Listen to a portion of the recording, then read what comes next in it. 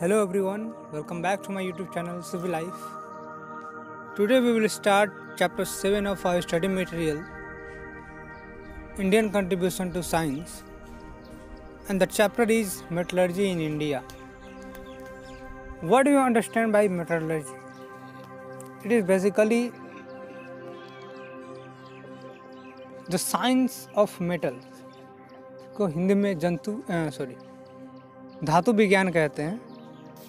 ठीक है, तो उसके बारे में आज हम स्टडी करेंगे.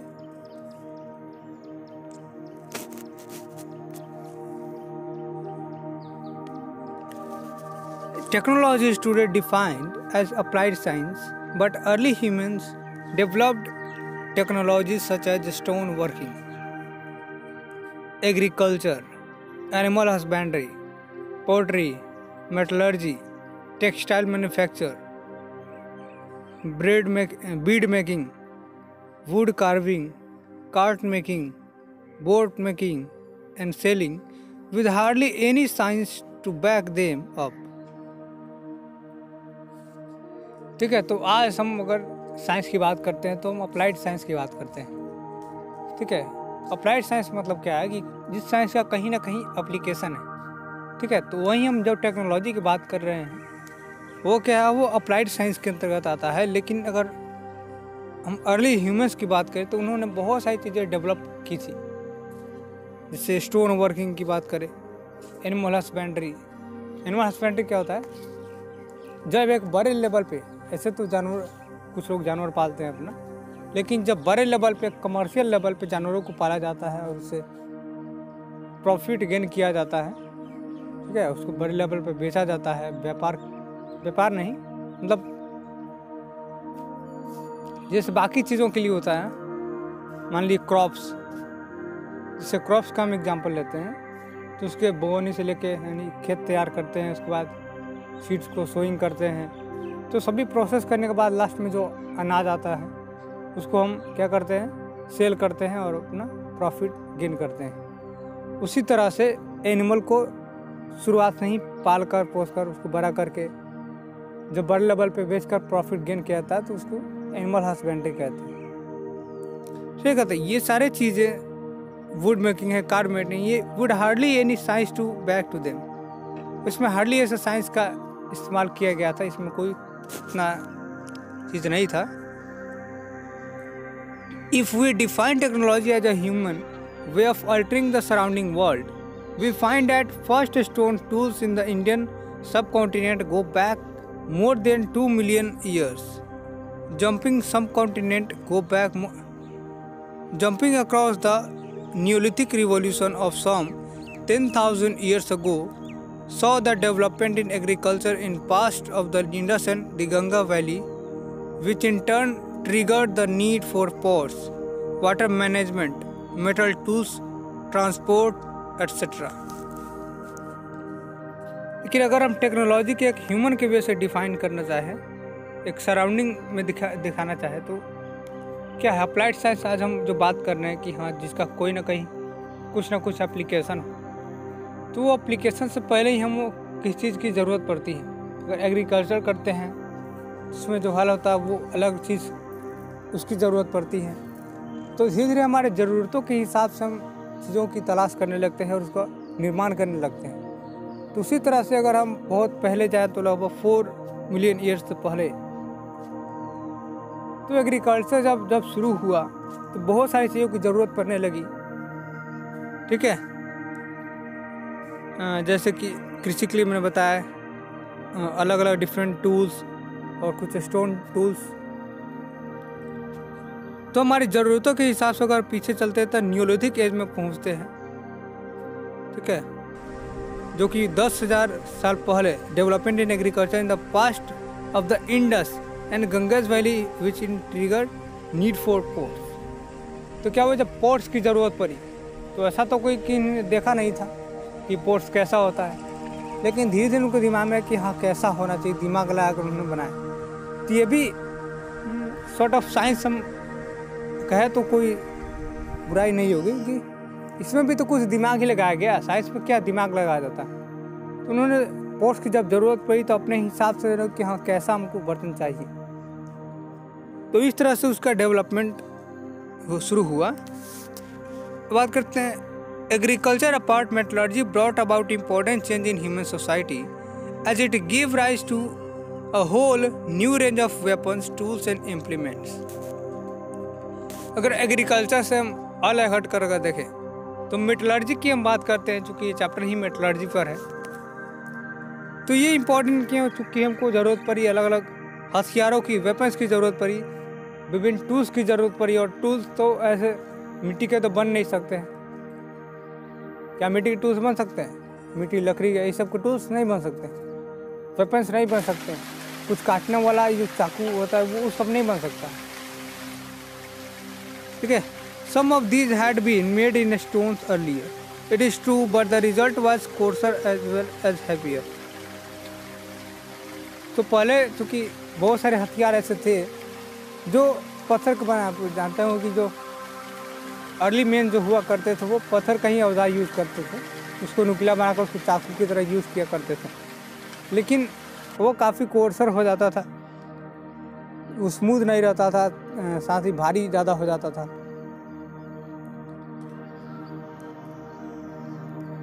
It is true, but result was coarser as well as heavier. Metal precious not is also a prime material for ornaments and thus enriches cultural life. और साथ ही साथ ऑर्नामेंट्स के लिए भी है। और यानी वेपन्स तो हमको चाहिए, साथ ही ऑर्नामेंट जो गहने हुआ करते थे, तो गहने के लिए भी तो चाहिए। बिना मेटल कोई गहना मिट्टी का तो बन सकता है नहीं, ठीक है। तो धीरे धीरे जो इससे हमारी ज़रूरतें बढ़ी, ठीक है। हमारी जब कल्चरल जगह कि भाई कल्चर जो संस्कृति उसमें वृद्धि हो रही है, ठीक है, उसमें विकास हो रहा है, डेवलपमेंट हो रहा है, तो धीरे धीरे हमारी ज़रूरतें बढ़ती गई। और ज़रूरतें बढ़ते बढ़ते ये मेटलर्जी का कॉन्सेप्ट सामने आया।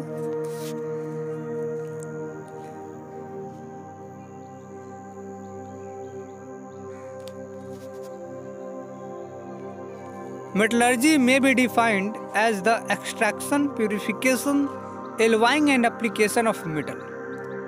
अब यहाँ पे एक डेफिनेशन दिया गया है छोटा सा मेटलर्जी का, कि भाई मेटलर्जी के जैसे मैंने बताया शुरुआत में कि इसको धातु विज्ञान कहते हैं, ठीक है, कि धातुओं का विज्ञान।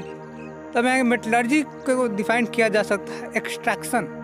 एक्सट्रैक्शन क्या होता है? जब किसी चीज़ को कहीं से निकाला जाता है, ठीक है, या फिर किसी के अलवाय में से उसके कोई किसी चीज़ का मिक्सर, उसमें से जो बढ़िया चीज़ को निकाला जाता है वो एक्सट्रैक्शन हुआ। कहीं खोदा हुआ मतलब कि क्या, ये सब जो होता है मेटल जो होता है बहुत काफ़ी अंदर होता है, जैसे सोना हो गया, सब मिट्टी के अंदर हुआ करते हैं। तो वहाँ से खोद को जब निकाला जाता है उसको एक्सट्रैक्शन कहते हैं, यानी कहीं से निकालना, ठीक है। प्यूरिफिकेशन, उसको प्यूरीफाई करना, क्योंकि जब उसमें मिट्टी के साथ होते हैं तो मिट्टी को हटाया जाता है, ठीक है। एलवाइंग, उसको एलवाई बनाना, मतलब एलवाई मतलब क्या होता है? एलवाई का मतलब होता है मिश्र धातु, ठीक है। तो 2-3 हमने धातुएं निकाली और उसको मिक्स करके कोई दूसरा धातु बना दिया। एंड एप्लीकेशन ऑफ मेटल्स, और उसका एप्लीकेशन, ठीक है। तो इन्हीं सब को हम क्या कहते हैं? मेटलर्जी कहते हैं। So what is metallurgy? Metallurgy is extraction, purification, alloying and application of metal, ठीक है। Today, some 86 metals are known, but most of them were discovered in the last 2 centuries. आज हमारे पास जो है लगभग 86 मेटल्स ऐसे हैं जो नोन है, जिन्हें हम जानते हैं, लेकिन इनमें से अधिकतर को पिछले 2 सेंचुरीज में ही डिस्कवर किया गया है। The 7 metals of antiquity, as they are sometimes called, were more or less in order of discovery: gold, copper, silver, lead, tin, iron, mercury. For over 7,000 years, India has had a high tradition of metallurgical skills. Let us see some of its landmarks.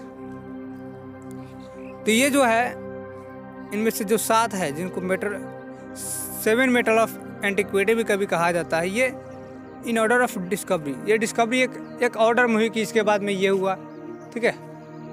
तो जैसे gold है, silver है, copper, lead, iron, mercury है। और लगभग 7,000 वर्षों से India के अंतर्गत एक मेटलर्जिकल स्किल का एक ट्रेडिशन रहा है, ठीक है, एक परंपरा रही है। जैसे अब कोई कुम्हार है, ठीक है, तो आज वो जो कुम्हारी कर रहा है, जो मिट्टी के बर्तन बना रहा है, आगे चल कर उसका बेटा भी अगर वहीं काम करता है, पोता भी वहीं काम करता है, तो ये वो एक स्किल हो गई, ठीक है। इसी तरह से मेटलर्जी यानी मेटल पे काम करने वाले जो लोग हुआ करते थे, उसके आगे के जो पीढ़ी हुआ करते थे वो भी सेम काम करते थे, तो इसी को कहा गया मेटलर्जिकल स्किल, जो कि 7000 सालों तक भारत में चलता रहा। Metallurgy before and during the Harappan civilization. अब हड़प्पा सभ्यता के पहले और उसके दरमियान मेटलर्जी का क्या हुआ उसमें देखते हैं।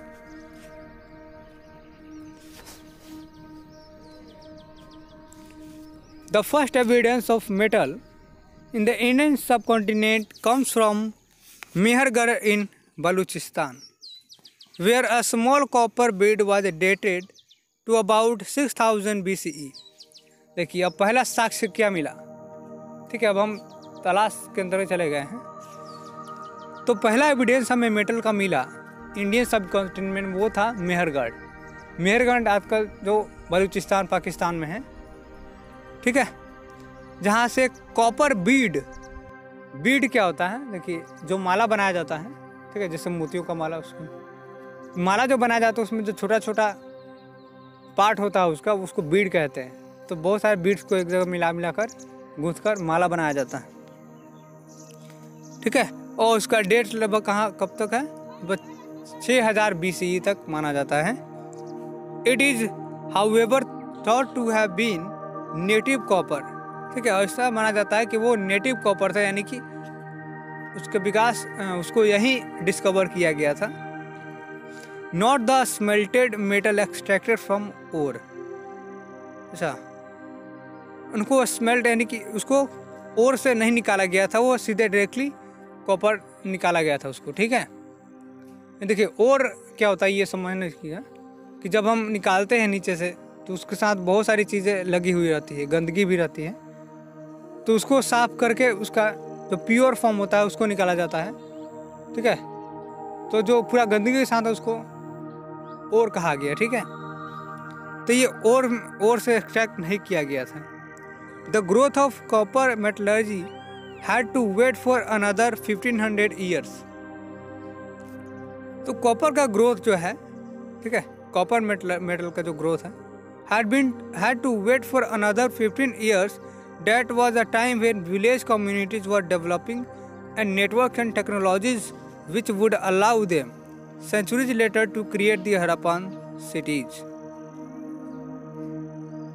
अब कॉपर जो मेटलर्जी उसको फिर 1500 साल वेट करना पड़ा, जब विलेज कम्युनिटीज का डेवलपमेंट हो रहा था, ठीक है।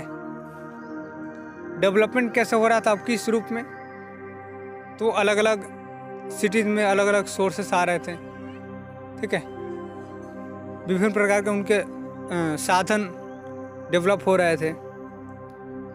डेवलपिंग ट्रेड नेटवर्क, ठीक है, व्यापार सिस्टम बढ़ रहा था।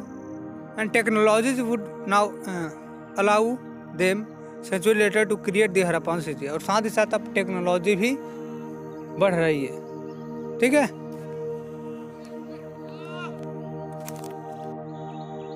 नाउ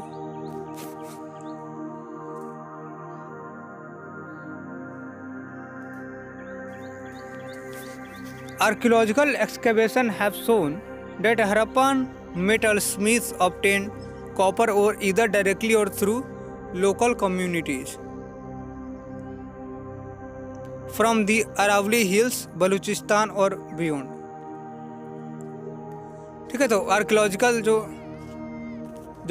एक डिपार्टमेंट होता है, ये सब चीज़ों के बारे में पता लगाता है। उन्होंने दिखाया है कि हड़प्पन मेटल स्मिथ यानी कि देखिए जैसे गोल्ड स्मिथ सुनार को, आयरन स्मिथ लोहार को कहा जाता है, उस तरह से मेटल का जो काम करते हैं वो मेटल स्मिथ कहा जाता है उनको। उन्होंने कॉपर ओर को या तो डायरेक्टली या फिर इनडायरेक्टली प्राप्त किया है, ठीक है, लोकल कम्युनिटीज से, ठीक है। और कहाँ से, फ्रॉम अरावली, ठीक है, जो अरावली हिल्स है बलूचिस्तान है या इसके कहीं बाहर से, ठीक है। तो या तो डायरेक्टली या फिर इनडायरेक्टली प्राप्त किया किसने, मेटल स्मिथ ने, जो मेटल का काम करते हैं। They soon discovered that adding tin to copper produced bronze, a metal harder than copper yet easier to cast and also more resistant to corrosion. साथ ही साथ उन्होंने ये भी डिस्कवर किया, ठीक है, क्या, that adding tin to copper, कि टीन को जब कॉपर में मिलाने पर ब्रॉन्ज बनता है, ठीक है, टीन को कॉपर में मिलाने पर, तो ये जो टीन और कॉपर मिलाकर ब्रॉन्ज बनाया गया, ये मेटल कॉपर से हार्ड होता है, ठीक है, और साथ ही साथ मोर रेजिस्टेंट टू कोरोजन। कोरोजन का मतलब क्या होता है, कोई भी चीज़ जब घिस जाता है तो, ठीक है, तो कोरोड नहीं हो रहा है, ठीक है, वो कोरोजन का रेजिस्टेंस यानी कि कोरोजन उसमें नहीं होता। Whether deliberately added or already present in the ore, various impurities such as nickel, arsenic or lead enabled the Harappans to harder bronze further to the point where bronze chisels could be used to dress stones. The alloying ranges have been found to be 1% to 12% in tin, 1% to 7% in arsenic, 1% to 9% in nickel and 1% to 32% in lead. ठीक है, तो ये जो ओर हुआ करते इसमें बहुत सारी इम्प्योरिटीज, जैसे मैंने बताया कि ओर में क्या होते हैं, बहुत सारे इम्प्योरिटीज होते हैं, जैसे कि निकेल है, आर्सेनिक है, लीड है, ठीक है। जैसे आयरन ओर कहीं बात करते हैं तो आयरन ओर से आयरन निकाला जाता है, ठीक है, तो आयरन ओर जब निकाला जाता है तो उसमें बहुत सारी अशुद्धियाँ होती है और उनको हटाया जाता है, तब प्योर आयरन निकलता है, जिसको फिर प्रगलन ये सब गला उला कर उसको बढ़िया सा जो चीज़ बनाना होता है वो बनाया जाता है, ठीक है। तो अलॉय है फाउंड, अलॉय में कितना पाया गया, अब देखिए कितना, 1 से 12% टीन में, ठीक है, 1 से 7% आर्सेनिक में है, 1 से 9% निकेल में है और 1 से 32% लेड में है। तो ये सारी चीज़ है। Shaping copper or bronze involve techniques of fabrication such as forging, sinking, raising, cold work, annealing, riveting, lapping and joining, ठीक है। तो कॉपर और ब्रॉन्ज को शेप देने में कुछ टेक्निक्स का यूज किया जाता था, ठीक है। तो जैसे कि क्या है, फॉर्जिंग है, सिंकिंग है, तो ये कुछ प्रोसेस है जो उसमें किए जाते थे। अब इसका तो डिस्क्रिप्शन दिया नहीं कि उसमें क्या किया जाता, लेकिन यही है, फॉर्जिंग, सिंकिंग, रेजिंग, ये सारी चीज़ें यूज़ की जाती थी, ये सारे टेक्निक्स यूज़ किए जाते थे किस चीज़ में, कॉपर और ब्रॉन्ज को शेप देने में।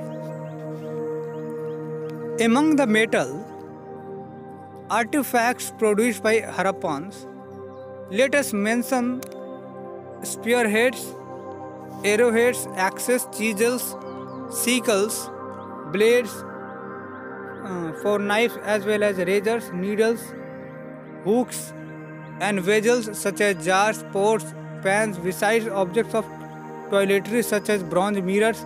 Those were slightly oval with their face raised and one side was highly polished, ठीक है। तो हड़प्पा ये जो, अब इसका यूजेस क्या किए करते थे वे लोग, ये डिफरेंट जो मेटल्स का यूज़ करते थे, जो अलॉय बनाते थे उसका क्या यूज़ करते थे, जैसे ब्रॉन्ज मिरर हो गया जो टॉयलेट में यूज़ किया जाता है, ठीक है, चीजल हो गया, एक्स हो गया, कुल्हाड़ी हो गया, सिकल्स हो गया, हंसिया जो उसको बोलते हैं, ब्लेड हो गया, नीडल सुई का, हुक्स, वेजल जैसे कि जार्स हो गया, पोर्ट्स, ठीक है। तो जो पोर्ट्स होते थे वो भी मेटल के बनाए जाते थे, पैन यानी कढ़ाई, तीन सारी चीज़ों का यूज़ किया जाता था, ठीक है। मेटल का यूज़ करके इन सारी चीज़ों का निर्माण किया जाता था।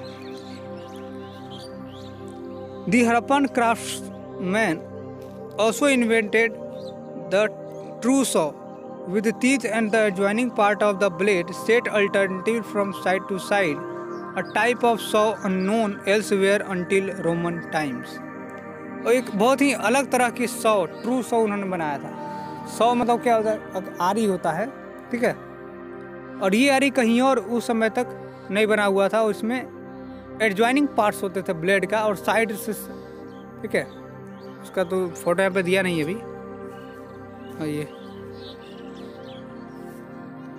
ठीक है। तो वो साइड से उसमें दांत उसका हुआ करता था, और इस तरह का उस समय पे कहीं और नहीं बना हुआ था, बाकी सब देशों के लिए अननोन था। एल्सवेयर अंटिल रोमन टाइम्स, कब तक? रोमन टाइम्स तक। हो सकता है कि रोमन टाइम्स के आते आते ऐसे ब्लेड्स वहाँ भी उधर भी बनाए जाने लगे, ठीक है।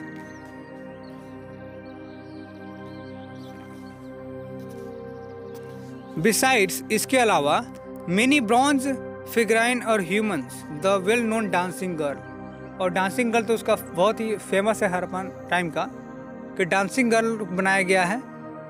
एंड एनिमल्स जैसे कि रैम्स हो गया, डियर्स हो गया, बुल्स, सांड था, have been unearthed from Harappan side. तो हरप्पा के बहुत से ऐसे स्थलों से हम इन सब चीज़ों की प्राप्ति हुई है, और वो सारे चीज़ किससे बने होते हैं? मेटल्स के बने हुए करते थे, ठीक है। Those figurines were cast by the lost wax process. तो कैसे बनाया गया था? लोस्ट वैक्स प्रोसेस से।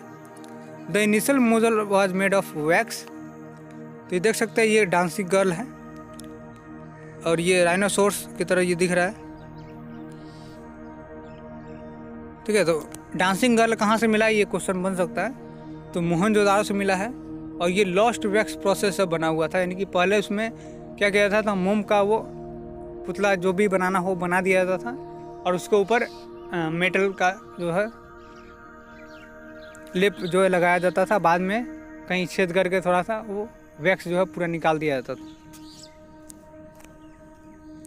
और ये जो बुल मिल रहा है ब्रॉन्ज का बना हुआ, ये कहाँ से मिला है? कालीबंगा से मिला है। तो ये फैक्चुअल क्वेश्चन ये आ सकता है। Then thickly coated with clay, फिर इसको क्ले से, अच्छा पहले तो वैक्स से बन गया, उसके बाद में क्ले से इसको कोट कर दिया जाता था। Once fired which causes the wax to melt away to be, फिर उसको क्या किया जाता था? फायर में रख दिया जाता था, ठीक है। पहले क्या करते थे, मोम का वो चीज़ बना दिया जाता था, उसके बाद में मिट्टी का जो क्ले होता है, ठीक है, जो पानी थोड़ा सा डाल के उसको बनाया जाता है, उसको उस पर कोटिंग कर दी जाती थी। उसके बाद में उसको मिट्टी आग में पका दिया जाता था। पकाने से क्या होता है, मिट्टी तो और ज़्यादा मजबूत हो जाएगी उसमें, और लेकिन बाकी जो वैक्स है, जो मोम है, वो क्या होगा? पिघल जाएगा, ठीक है। द क्ले हार्डन, ठीक है, क्ले हार्डन हो जाता था into a mould into which molten bronze was later poured. और उसके बाद में उसके अंदर क्या किया जाता था? मोल्टेन यानी कि जो पिघला हुआ ब्रॉन्ज होता था उसको रख दिया जाता। तो ये प्रोसेस समझ गए कि कैसे बनाया जाता था ये, ठीक है। Harappan also used gold and silver as well as their joint alloy electrum to produce a wide variety of ornaments such as pendants, bangles, beads, rings or necklace parts, which were usually found hidden away in hoards such as ceramics or bronze pots. तो Harappan time में gold और silver का भी use किया जाता था, और कुछ उसके एलॉय का भी यूज़ किया जाता था। किस लिए? ऑर्नामेंट्स बनाने के लिए, जेवर बनाने के लिए, ठीक है। और उसमें क्या क्या आते हैं, जैसे कि पेंडेंट्स आते हैं, बैंगल्स, चूड़ियाँ, बीड्स। बीड्स वही हमने बताया कि जो माला होता था, माला का जो छोटा छोटा टुकड़ा जो गूंथ कर बनाया जाता है, वो बीड्स कहलाता है। रिंग्स हुआ करता था, नेकलेस, गर्दन पहनने वाला पार्ट होता था, वो सब। Which were usually found hidden away in hoard such as ceramic और ब्रॉन्ज पोट। और ये इसको पाया जाता है कि ये छुपा कर रखा जाता था, ठीक है, पोर्ट्स में। While gold was probably panned from the Indus water, silver was perhaps extracted from galena और नेटिव लीड सल्फाइड। तो अलग अलग जगहों से को निकाला। Gold was panned from Indus water, ठीक है, इंडस का जो पानी है वहाँ से। Silver was extracted from galena, ठीक है, गैलेना से निकाला गया था, और नेटिव लेड सल्फाइड से। आते हैं आफ्टर दी हड़प्पान्स। अब हड़प्पान्स के बाद हड़प्पा के टाइम तक हम देख लिए कि किस तरह से मेटलर्जी सामने आया, ठीक है। तो ज़रूरत के हिसाब से धीरे धीरे मेटलर्जी जो है अपने मेटलर्जी का विकास होने लगा। अलग अलग मेटल के वेपन्स की ज़रूरत पड़ने लगी। धीरे धीरे कल्चर का विकास हुआ, फिर उसमें ऑर्नामेंट्स की ज़रूरत पड़ने लगे, तो वो सभी मिट्टी लकड़ी ये सब तो बन नहीं सकते हैं। तो इस तरह से मेटलर्जी का जो कॉन्सेप्ट है वो सामने आया।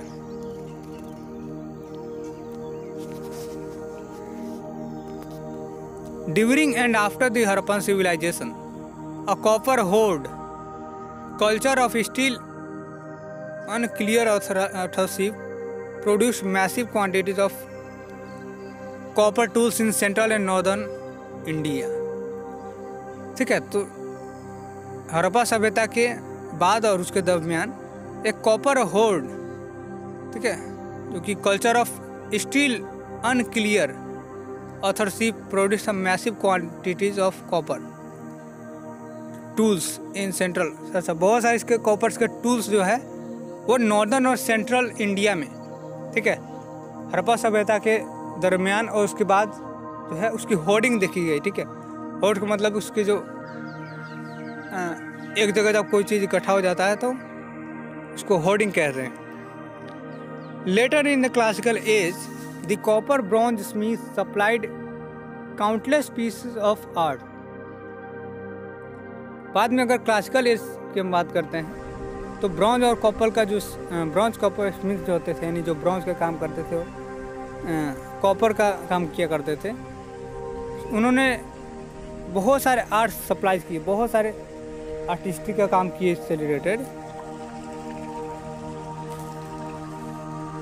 Let us mention the huge bronze status of Buddha made between 500 and 700 CE in Sultanganj, Bhagalpur district, Bihar, now at the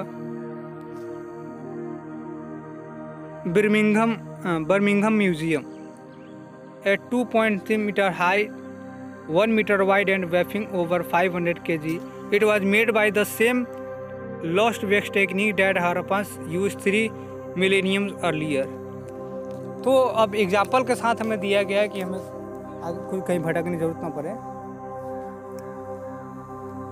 कि जो कॉपर और ब्रॉन्ज का जो काम किया करते थे, तो कॉपर ब्रॉन्ज स्मिथ हुआ करते थे, उन्होंने बहुत सारे आर्ट फॉर्म्स प्रस्तुत किए। और उनमें से एक जो एक एग्जाम्पल के तौर पे हमें दिया गया वो है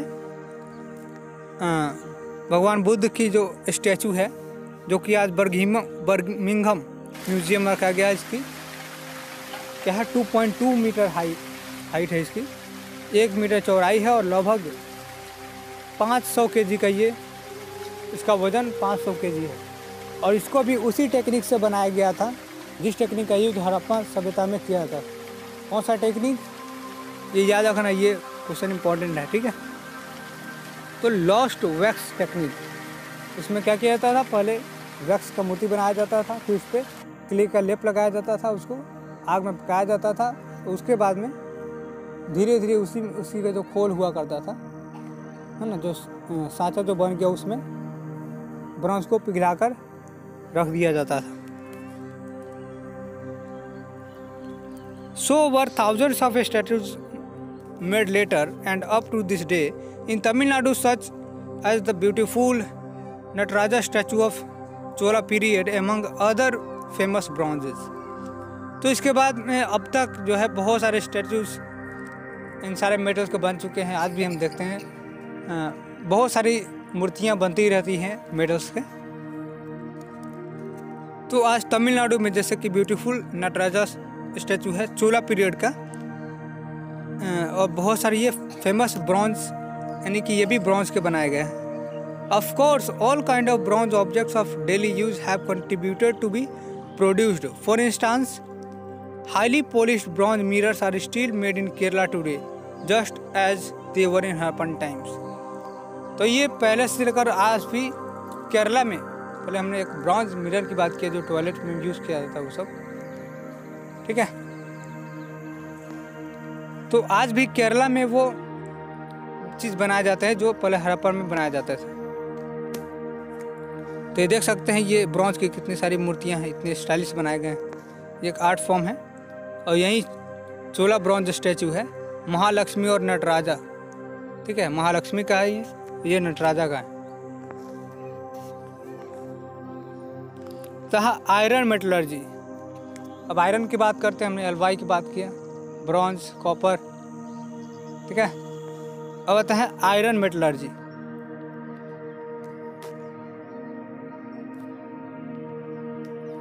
While the Indus civilization belonged to Bronze Age, its successor, the Ganga civilization, which emerged in the first millennium BCE, belonged to the Iron Age.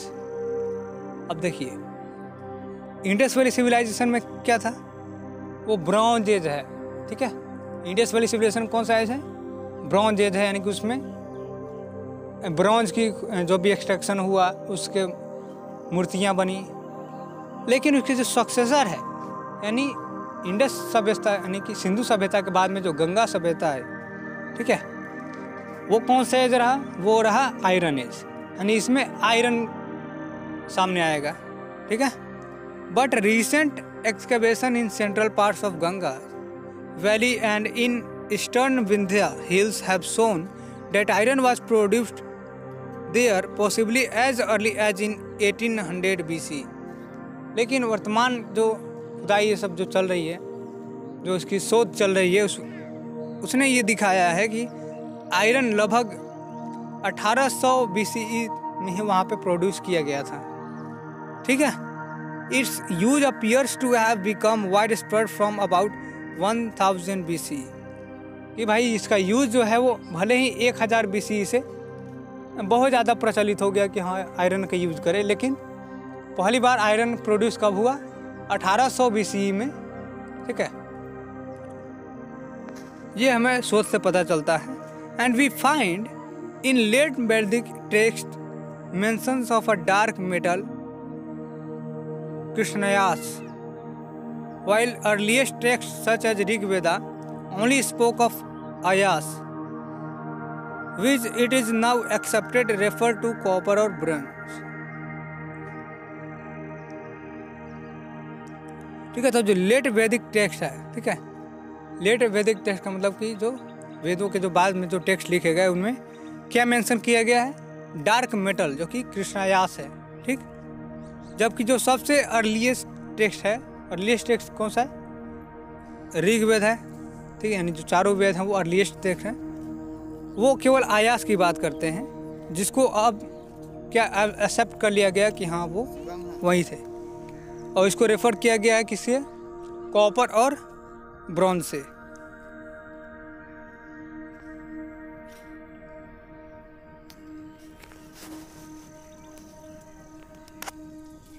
Whether other parts of Indian earned iron technology from Gangetic region or came up with its independently is not easy to figure out। ये जो बात है कि जो India का जो other parts है वो टेक्नोलॉजी गंगा के रीजन से सीखा या फिर इंडिपेंडेंटली सीखा, ये पता करना इजी नहीं है।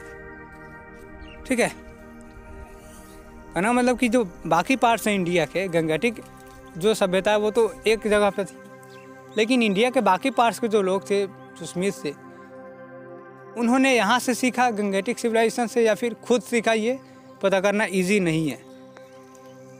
What seems clear, however, is that the beginning of copper, bronze, and iron technology in India correspond broadly with those in Asia Minor, in modern Turkey and Caucasus, but were an independent development, not an import। लेकिन हमें जो ऐसा लगता है वो क्या है कि the beginning of copper, bronze and iron technology in India, कि इंडिया में जो कॉपर है या ब्रॉन्ज है और आयरन का टेक्नोलॉजी है वो ब्रॉडली रूप से देखा जाए तो एशिया माइनर से यानी कि तुर्की से है। ठीक है, और काकेसस, ठीक है, काकेसस देश है वहाँ से है, पर वो एक इंडिपेंडेंट डेवलपमेंट था, ना कि कहीं से इंपोर्ट किया गया था। ठीक है, इंपोर्ट क्या होता है, यानी कि कहीं और से जब हम लाते हैं तो वो इंपोर्ट होता है, एक्सपोर्ट जब यहाँ से कहीं जाता है तो वो एक्सपोर्ट होता है, ठीक है। तो यानी कि ये इंडिपेंडेंटली हमको जहाँ तक लगता है, ठीक है, जहाँ हम समझते हैं वो यहीं पे इंडिपेंडेंटली डेवलप किया गया था, ना कि कहीं से इंपोर्ट किया गया था, ठीक। तो आप ये देख सकते हैं कि सर्कुलर के ब्रिक्स है। अ टाइपिकल आयरन स्मेल्टिंग फर्नेस, तो फर्नेस कहता है कि भट्टी टाइप का जो होता है वो उसको फर्नेस कहा जाता है। ये पहले फर्स्ट मिलेनियम BC में, यानी उस समय आयरन के स्मेल्टिंग जो है पिघलाने के जो काम है वो इस तरह से किया जाता था। तो है वुड स्टील। अब देखिए आयरन, जहाँ पे आयरन होगा वहीं पे स्टील की फैक्ट्री भी होती है, ठीक है। तो वुड स्टील की बात करते हैं। Instead India was a major innovator in the field, producing 2 highly advanced types of iron. The first wood steel produced in South India from about 300 BC was an iron carbonized under controlled condition. ठीक है। तो पहला जो देखिए iron में क्या होता है, स्टील जो कैसे बनता है, आप देखिए आयरन में जब 10% कार्बन मिलाते तो स्टील बन जाता है। इसीलिए जहाँ पे आयरन का इंडस्ट्री होता है वहीं पे स्टील का भी इंडस्ट्री होता है, ठीक है। तो भारत में जो पहला जो वुड स्टील की जो फैक्ट्री है वो produced in first in south Asia, वो कहाँ पे है, साउथ इंडिया में आया, फ्रॉम अबाउट 300 BC, ठीक है, 3rd BC में। Was iron carburised under controlled condition, ठीक है। तो वहीं बताया कि इसमें आयरन को कार्ब्यूराइज्ड किया गया था कंट्रोल्ड कंडीशन में। चलिए आगे देखते हैं इसमें आगे क्या कहा गया। Exported from Deccan all way to Syria, it was shaped into the Damascus swords renowned for their sharpness and toughness, ठीक है। एक्सपोर्टेड फ्रॉम द डेक्कन, ठीक है, डेक्कन प्लेट्यू से सीरिया में एक्सपोर्ट किया गया था इसको, और इसका शेप दिया गया था डमस्कस स्वर्ड्स। तो क्या हुआ, इसको तलवार बनाने के लिए मेन रूप से क्या है, जैसे हमने पहले ही बताया कि यूज के हिसाब से यहाँ पे डेवलपमेंट हो रहा है। तो देखिए भाई तलवार जो है पूरा तरह से आयरन रहेगा। अगर देखिए आयरन में बहुत जल्दी जंग लग जाता है, उसकी यही सबसे बड़ी दिक्कत होती है। इसलिए जो तलवार बनाया जाते हैं आज भी देखिएगा वो उसमें कुछ ना कुछ स्टील का जो है इम्पोर्टेंस होता है। तो डमस्कस में तलवार बनाने के लिए उसमें यूज़ किया गया, उसके शार्पनेस के लिए, उसके टफनेस के लिए। But it is likely that the term Damascus derive not from Syria's capital city but from damask, और wavy pattern characteristics of the surface of those swords. In any case, this Indian steel was called the wonder material of the Orient, ठीक है। और इस जो Indian steel था उसको क्या कहा गया, the wonder material of the Orient, ठीक है। फैक्चुअल क्वेश्चन है इसलिए मैंने इसको बता दिया। बाकी सारी चीज़ें कि कहाँ से क्या लाया, ठीक है। धीरे धीरे स्टील का भी विकास हुआ, आयरन के बाद स्टील का विकास हुआ और उसका यूज तलवार बनाने में किया जाने लगा। A Roman historian Quintius Curtius recorded that among the gifts which Alexander the Great received from Porus of Taxila, there was some 2.5 tons of wood steel, ठीक है। तो इसमें अब देखिए अब गिफ्ट में भी ये सारी चीज़ें दी जा रही है कि एक रोमन हिस्टोरियन थे क्विंटियस कर्टियस, उन्होंने रिकॉर्ड किया कि जब अलेक्जेंडर महान को, ठीक है, तक्षशिला की जो पोरस हुआ, पोरस ने जब गिफ्ट दिया तो उसमें 2.5 टन वुड स्टील भी गिफ्ट किया। And it was evidently more highly priced than gold और जेवल्स, ठीक है। और ये साक्ष्य ये प्रमाण देता है कि उस समय जो स्टील का जो इम्पोर्टेंस था वो बाकी जेवल जैसे गोल्ड और जेवल्स से ज़्यादा था, वो ज़्यादा हाईली प्राइस्ड था, ठीक है। Later, the Arabs fashioned it into swords and other weapons. बाद में इसको तलवारों में साथ ही साथ अदर वेपन्स में भी यूज किया जाने लगा। And during the crusades Europeans were overawed by the superior Damascus swords. It remained a favored metal for weapons through the Mughal era. और मुगल एरा के टाइम से ये एकदम फेवरेट बन गया। ठीक है, किस लिए? फॉर वेपन्स, तलवार बनाने के लिए एकदम बहुत ही फेमस हो गया। तो धीरे धीरे जब शुरुआत में जब किसी चीज़ का डेवलपमेंट होता है, विकास होता है, इमरजेंस होता है, वहाँ पे उस समय उतना यूज़ नहीं होता है, लेकिन धीरे धीरे उसका यूज़ बाद में होने लगता है। When wood steel knives and armors were artistically embellished with carving and inlay of brass, silver and gold. In the armies of Golconda and Hyderabad's Nizam, Tipu Sultan, Ranjit Singh the Rajput and Marathas wood weapons had pride of place. तो आप भी देखिएगा would steel से जो टीपू सुल्तान की जो तलवार थी उसको बनाया गया था। ठीक है, इसमें चूँकि बहुत सारे का नाम दिया गया है, लेकिन स्पेशली क्लास 8 में आप पढ़े होंगे टीपू सुल्तान के बारे में, उनकी तलवार के बारे में, उनकी विशेषताओं के बारे में, तो वो भी स्टील का बना हुआ था। ठीक है, मैंने इसलिए यहाँ पे रेफरेंस दिया कि आप अच्छे से समझ पाएंगे। तो धीरे धीरे इसका इम्पोर्टेंस जो है वो बढ़ता गया, धीरे धीरे तलवार बनाया गया, इसके स्टील के नाइफ्स बनाए जाने आज भी जो मिलते हैं अधिकतर वो स्टील के मिलते हैं। तो ये जो है typical sword made of wootz steel about 10th century, और ये 18वीं शताब्दी में ये देख सकते हैं ये तलवार बनाया गया है। अ हिल्ट ऑफ आयरन, इसका जो हैंडल है, and coral with thick layer of gold. ठीक है, इस पर गोल्ड चढ़ा दिया गया। देखिए अंदर क्या है, आयरन से पूरा अंदर पूरा स्टील का बना हुआ है, उसके ऊपर गोल्ड का कोटिंग किया गया, उसका जो हैंडल है वो आयरन का बनाया गया। ठीक है, तो उसमें 2-3 मेटल का यूज़ करके तलवार को बनाया गया है। और ये कब का? ये 18वीं शताब्दी का।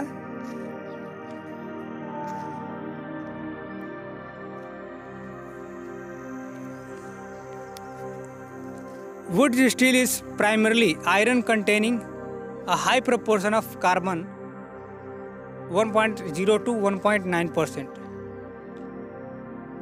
ठीक है, वुड स्टील सबसे पहले प्राइमरली पहले क्या हुआ करता था, आयरन जिसमें कितना हो 1 से लगभग 2% क्या हो उसमें कार्बन होना चाहिए। ठीक है, thus the term wootz an English rendering of ukku a Kannada word for steel. ठीक है, तो ये इंग्लिश उक्कू जो है ये कनाडा वर्ड स्टील के लिए यूज़ किया जाता है। Applies to a high carbon alloy produced by crucible process.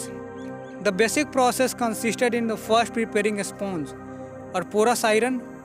It was then hammered while hot to expel slag, broken up and then sealed with wood chips or charcoal in closed crucible clay container that were heated, causing the iron to absorb appreciable amounts of carbon.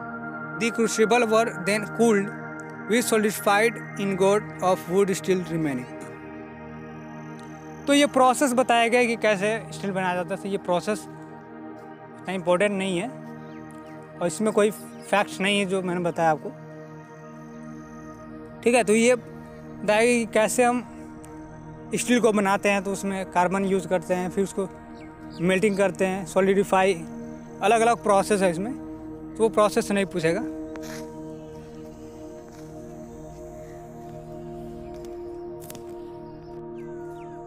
Right from the 17th century, several European travelers documented India's iron and steel making furnaces.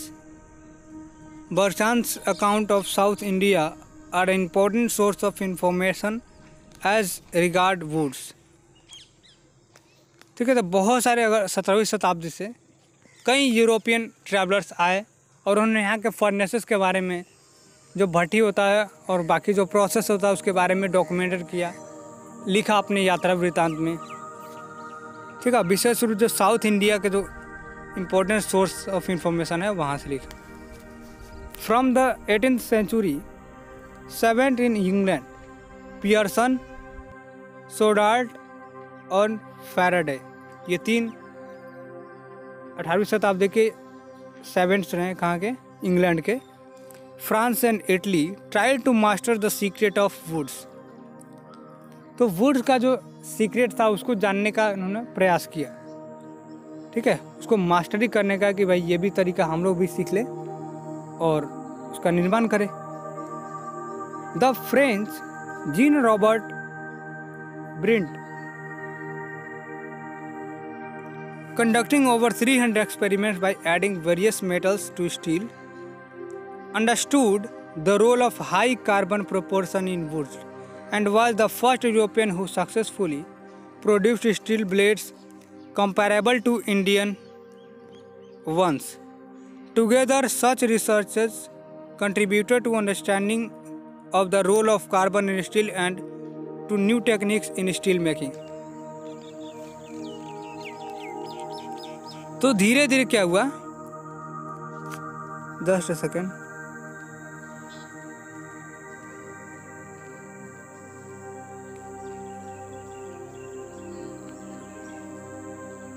जो French Jean Robert Brent है उन्होंने बहुत सारे 300 से ज़्यादा experiments किए, ठीक है, अलग अलग मेटल्स पे, और ये जानने का प्रयास किया कि भाई कार्बन का क्या योगदान है, ठीक है, कार्बन क्या योगदान है स्टील में। जैसा मैंने बताया कि इसमें पहले जो प्राइमरी क्या होते थे 1.0 से 1.9% के बीच में हुआ करता था, ठीक है। एंड और ये जो थे पहले ऐसे यूरोपियन थे जिन्होंने सक्सेसफुली स्टील का ब्लेड तैयार किया कंपेरेबल टू इंडियन वंस, ठीक है। और इंडिया में जो तैयार किया था उसके बीच में कंपैरिजन अलग अलग था, ठीक है। कंपेरेबल मतलब कि क्या होता है, उसको बीच में कंपैरिजन किया जाता है, यानी कुछ ना कुछ डिफरेंसेस ज़रूर से। यानी उन्होंने जो यूरोपियन जो थे जीन रॉबर्ट ब्रिंट जो थे उन्होंने जो ब्लेड बनाया था और जो भारत में जो बनाए जाते थे उसके बीच में कंपेरेबल थे, यानी कि कुछ डिफरेंसेस थे। Together such researches contributed to understanding the role of carbon in steel and to new techniques in steel making। और यहाँ पे ये दोनों करने के बाद धीरे धीरे समझ में आया कि what is the role of steel, ठीक है, कार्बन का क्या रोल है स्टील बनाने में, ठीक है। तो भारत में तो जो बनाए जाते थे उतना ही, और जब दूसरों ने देखा तो बहुत सारे एक्सपेरिमेंट किए, जैसे मानते किसी ने कोई चीज़ खोज की, ठीक है, कोई इनोवेशन किया और किसी और ने उसको देख लिया और साथ ही साथ उसी इनोवेशन में थोड़ा सा और इम्प्रूवमेंट कर दिया, तो ये और भी अच्छी बात हो गई कि एक ही चीज़ से दो नए नए ब्रांचेज निकल के आ रहे हैं। तो उसी तरह से इंडिया में तो पहले से बन ही रहा था, मैंने बताया कितना 1% से लेकर 1.9% उसमें कार्बन यूज़ किया जाता था। लेकिन बाद में जब एक यूरोपियन आए उन्होंने जब बनाया तो कुछ डिफरेंसेस नज़र आए, ठीक है। और ये डिफरेंसेस के कारण ही हमें क्या पता चला कि भाई स्टील बनाने में कार्बन का क्या रोल है।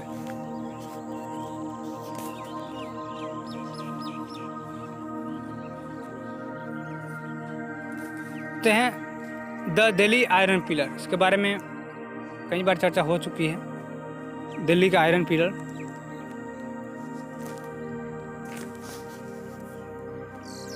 The second advanced iron is one used in the famous 1600-year-old Delhi iron pillar। तो ये टॉपिक थोड़ा इम्पोर्टेंट है, इसका हर एक बात ध्यान रखिएगा। ये 1600 साल पुराना है और इसका जो ये कहाँ पे है, दिल्ली में है। इसका नाम दिल्ली आयरन पिलर है, विच एट हाइट ऑफ 7.67 मीटर। इसकी हाइट कितनी है, 7.67 मीटर है। Consist of about 6 tons of wrought iron, और इसमें लगभग कितने आयरन का यूज़ किया गया, 6 टन आयरन का यूज़ किया गया है। It was initially erected by Chandra as a standard of Vishnu at Vishnupadagiri. According to 6 line Sanskrit inscription on its surface Vishnupadagiri has been identified with modern Udaygiri near Sanchi in Madhya Pradesh, and Chandra with the Gupta Emperor Chandragupta II Ramaditya. In 1233, the pillar was brought to its current location in the courtyard of the Quwat-ul-Islam Mosque in New Delhi's Qutub complex, where millions continue to come and see this rustless wonder. तो देखिए इसमें दो अलग अलग राजाओं की एक अलग हम ये तो 1600 साल पुरानी है, लेकिन इसमें कुछ इरेक्ट किया गया है चंद्रास के द्वारा, ठीक है, और कुछ विष्णुपदागिरी का उसमें आइडेंटिफिकेशन मिलता है जो कि सांची मध्य प्रदेश में है। कहने का ये मतलब है कि इसको अलग अलग लोकेशंस पे ले गया था, मतलब बनाया कहीं और गया, फिर कहीं और स्थापित किया गया, और वहाँ से ये करंट लोकेशन पे कब आया, 1233 में, ठीक है। तो 1233 में इसके ये करंट अपने लोकेशन पे आया, और कहाँ पे आया, in the courtyard of the Quwwat ul Islam mosque in New Delhi, ठीक है। तो कुव्वत-उल-इस्लाम जो मस्जिद है वहाँ पे ये आया 1233 में, वेयर मिलियंस कंटिन्यू, तो यहाँ पे मिलियनों लोग यहाँ पे आते रहते हैं, इसको देखते हैं, रस्टलेस वंडर। और ये आयरन की खासियत क्या है, पूछा है कि दिल्ली में जो आयरन प्लेस की खासियत क्या है, तो ये पूरी तरह से रस्टलेस है, इसमें जंग अभी तक जंग नहीं लगा है, और आज भी जो साइंटिस्ट है इसकी शोध कर रहे हैं, इसके बारे में पता लगा रहे हैं। But why is it rustless और more precisely rust resistant? लेकिन ये रस्टलेस है क्यों, ठीक है, ये रस्ट रेसिस्टेंट है क्यों, ये क्वेश्चन है। Here again numerous experts both Indian and Western try to grasp the secret of pillars manufacture. Only recently have its rust resistant properties been fully explained, notably by R. Balasubrahmanyam.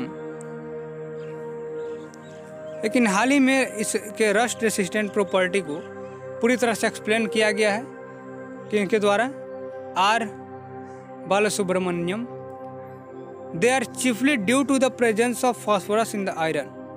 और ये किस कारण है, iron में phosphorus के presence के कारण है। This element together with iron and oxygen from the air contributes to the formation of an thin protective passive coating on the surface, which gets reconstituted if damaged by scratching. It goes to the credit of Indian blacksmiths that through patent trial and the error they were able to select the right type of iron ore and process it in the right way for such monumental pillars. तो इसे क्या कारण बताया कि इसमें क्या है कि फॉस्फोरस का प्रेजेंस होता है आयरन में, और ये एलिमेंट क्या करता है, ऑक्सीजन, ठीक है, एयर से क्या लेता है ऑक्सीजन, और आयरन मिल के क्या कंट्रीब्यूट करता है, किस चीज़ में कंट्रीब्यूट करता है, प्रोटेक्टिव पैसिव कोटिंग में, ठीक है। एक ऐसा कोटिंग बना देता है इसके सरफेस पे जो अपने आप अगर स्क्रैच हो जाए तो वो अपने आप पूरा फिर से प्रोटेक्टिव हो जाता है, फिर से वो लेयर बैठ जाता है, ठीक है। और कोई स्क्रैचिंग कर देता है उस पर जाके, तो ये ऐसा इसमें प्रॉपर्टी है कि वो अपने आप उस पर फिर से कोटिंग कर लेगा। और इसका क्रेडिट किसको जाता है, इंडियन ब्लैक स्मिथ को जाता है, जिन्होंने इतना पेशेंट से इसको बनाया है, ठीक है। Other iron pillars and beams. अब दूसरे आयरन पिलर की बात करते हैं। एक तो हमने देख लिया, इसकी बहुत बड़ी खासियत है। There are a few more such pillars in India, for instance at Dhar Madhya Pradesh में है एक, एंड कोडाचारी हिल्स जो कि कर्नाटक के कोस्ट में है। Besides the same technology was used to manufacture huge iron beams used in some temples of Odisha, ठीक है। इसके अलावा इसी टेक्नोलॉजी का यूज़ करके बहुत सारे ऐसे आयरन बीम्स बनाए गए जिसका यूज़ टेम्पल्स में, उड़ीसा के टेम्पल्स में किया गया। जैसे कि जगन्नाथ ऑफ पुरी, पुरी में जगन्नाथ मंदिर है उसमें किया गया।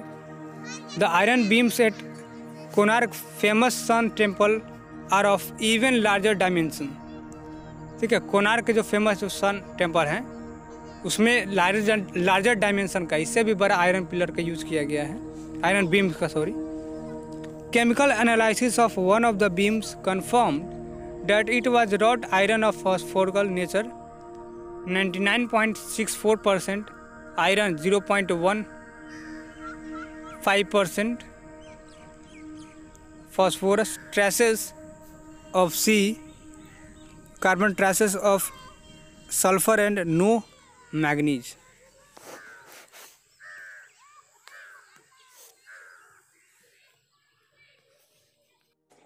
होते हैं जिंक।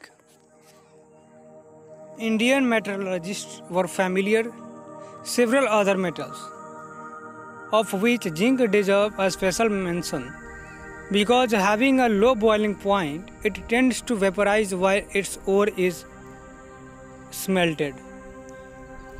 तो भारत में जो मेटलॉजिस्ट थे वो केवल इतना ही नहीं जानते थे बल्कि बहुत सारे अदर मेटल्स के बारे में भी जानते थे, लेकिन उनमें जिंक का एक अलग ही इम्पोर्टेंस था और इसका मेन कारण ये था कि इसका लो बॉइलिंग पॉइंट था। ठीक है, और जैसे ही इसको वेपराइज किया जाता था, इसके ओर को, ठीक है, स्मेल्ट किया जाता था, ये वेपराइज हो जाता था।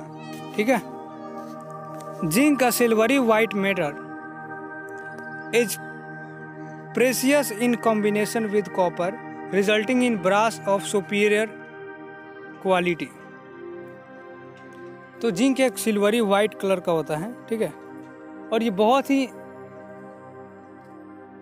प्रीशियस होता है, बहुत इंपॉर्टेंट होता है कॉपर के कॉम्बिनेशन में, और कॉपर से कंबाइन होकर ये क्या बनाता है, एक ब्रास बनाता है जो कि बहुत ही उसका क्वालिटी और ज़्यादा सुपीरियर हो जाता है। ठीक है, समटाइम्स पार्ट ऑफ कॉपर और pure zinc could be produced only after a sophisticated downward distillation technique in which the vapor was captured and condensed in a lower container. This technique, which was also applied to mercury, is described in Sanskrit text as the 14th century Ras Ratna Somasya.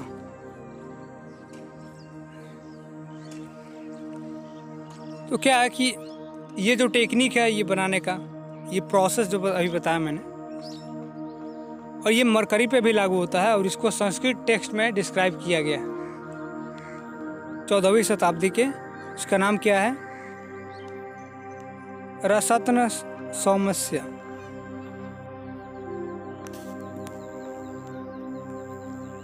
तो यहाँ पे ये जो है ये एक fact है, ये आपको ध्यान रखना है इस प्रोसेस के बारे में, कहाँ पे किसमें बताया गया है। तो आप ये देख सकते हैं, ये remains of furnace with retorts at Zawar, ये कुछ पिक्चर देखकर आप समझ में आ रहा है। View along the zinc smelting furnace at Zawar Mala site. तो यहाँ पे जिंक का स्मेल्टिंग हो रहा है, zinc metallurgy at Zawar mines. There is archaeological evidence of zinc production of Rajasthan's mine at Jawar from the 6th to 5th century BCE. The technique must have been refined further over centuries. ठीक है, तो एक archaeological हमें evidence मिला है zinc production का, जो कि राजस्थान माइन का है। ठीक है, कहाँ पे, जवार from 6th to 5th century BCE. The technique must have been refined further over the centuries. ठीक है, शताब्दी में इसको क्या हुआ, इस टेक्निक को हमेशा रिवाइज किया जाता था। ठीक है, यानी कि एक बार जो टेक्निक डिस्कवर हुआ वही टेक्निक नहीं रहती थी, बल्कि उसको बार बार उसका रिवीजन भी हुआ करता था। India was in any case the first country to master zinc distillation and it is estimated that between 50,000 to 1 lakh tons of zinc was smelted at Jawar from 13th to 18th century CE। तो India ऐसा पहला देश था जिसने zinc distillation को master किया था। ठीक है, यानी कि जिंक के मामले में वो माहिर थे जिंक डिस्टिलेशन करने के लिए। और ऐसा एस्टिमेट किया जाता है कि लगभग 50,000 से 1 लाख टन जिंक को ज्वार आयरन, ठीक है, ज्वार जो है, ज्वार एक जगह वहाँ पे इतना जिंक को स्मेल्ट किया जाता था 13वीं से 18वीं शताब्दी के बीच। British chroniclers record continuing production there as late as 1760. Indeed, there is documentary evidence to show that an Englishman learned the techniques of downward distillation there in the 17th century and took it to England. ठीक है, तो एक documentary evidence में मिल रहा है, यानी कि जो लिखित प्रमाण में देखने को मिलता है कि 17वीं शताब्दी में एक इंग्लिशमैन आया और यहाँ से वो टेक्निक सीखकर वो इंग्लैंड चले गए। ठीक है, a case of technology transfer with parallels that of wood steel. Now the last topic is social context. अब सामाजिक कॉन्टेक्स्ट में इसकी हम बात करते हैं। We should finally note that most of India's metal production was controlled by specific social groups, including so-called tribes, most of them from the lower rungs of Indian society. ठीक है, अब ये लोग कौन थे जिन्होंने सारे चीज़ों का डेवलपमेंट किया? तो ये सब के लिए एक स्पेसिफिक ग्रुप हुआ करते थे, चाहे वो सो कॉल्ड ट्राइबल ग्रुप्स हो, और में से बहुत सारे ऐसे थे जो इंडियन सोसाइटी के लोअर स्टेटस से आते थे। ठीक है, क्योंकि अब देखिए बड़े लोग तो वैसा करेंगे नहीं, बाकी जो खुदाई का काम है, सोना जो भी अधिकतर जो होता है मिट्टी के अंदर ही मिलते हैं काफ़ी, तो जब माइनिंग में काम कर रहे होंगे लोग, ठीक है, तो हो सकता है उसमें मेटल्स वहाँ पे मिले होंगे उन्हें। तो वही बात है यहाँ पे। For instance the Agarias of Uttar Pradesh की एक जनजाति है Agaria, and Madhya Pradesh are reputed iron smiths. ठीक है, और वो बहुत अच्छे लोहार हैं। ठीक है, उनका काफ़ी रेप्यूटेशन इस मामले में। And there are still such communities scattered across Jharkhand, Bihar, West Bengal, Kerala and Tamil Nadu. और केवल उत्तर प्रदेश, मध्य प्रदेश बल्कि और भी कई स्टेट्स में ये फैले हुए हैं।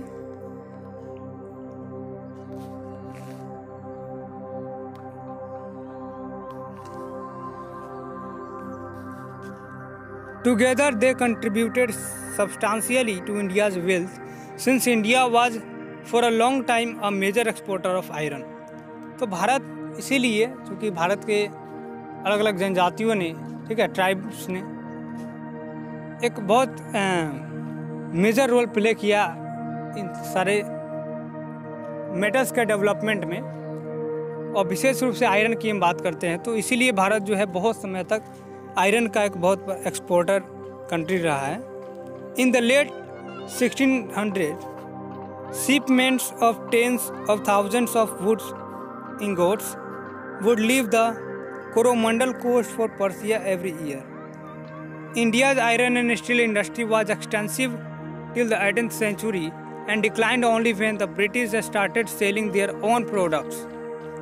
तो भारत में आयरन स्टील इंडस्ट्री तो काफ़ी अपनी चरम सीमा पर थी, लेकिन जैसा कि हम सभी इतिहास से रूबरू हैं कि जब भारत में अंग्रेज़ों का शासन शुरू हुआ तो अंग्रेज़ अपना प्रोडक्ट्स लाके यहाँ पे बेचने लगे, और इससे धीरे धीरे क्या हुआ, यहाँ के प्रोडक्ट्स ये सब डिक्लाइन होने लगे और धीरे धीरे सब कुछ समाप्त हो गया। सब कुछ मतलब कि जो इंडस्ट्री यहाँ पे चलती थी, जो लोग यहाँ बनाते थे, जो ट्राइब्स जिनका जीवन यापन इसी पे निर्भर हुआ करता था, वो सब समाप्त हो गया।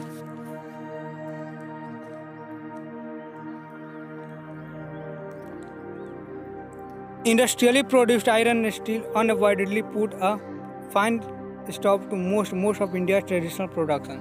तो इंडिया का जो प्रोडक्शन हुआ करता था वो जम कहते हैं उसी तरह धारा रह जाता था, और इंग्लैंड जो लोग आते थे, देखिए वहाँ से मेन दिक्कत क्या है कि यहाँ के जो बनाएंगे वो अपने ही रेट पे बेचेंगे, और वहाँ से ज़्यादा मात्रा में चीज़ आती थी तो थोड़ी सस्ती भी होती थी, तो लोग वहीं खरीद लेते थे, और इस तरह से इंडियन जो प्रोडक्ट्स होते थे वो डिक्लाइन होने लगे।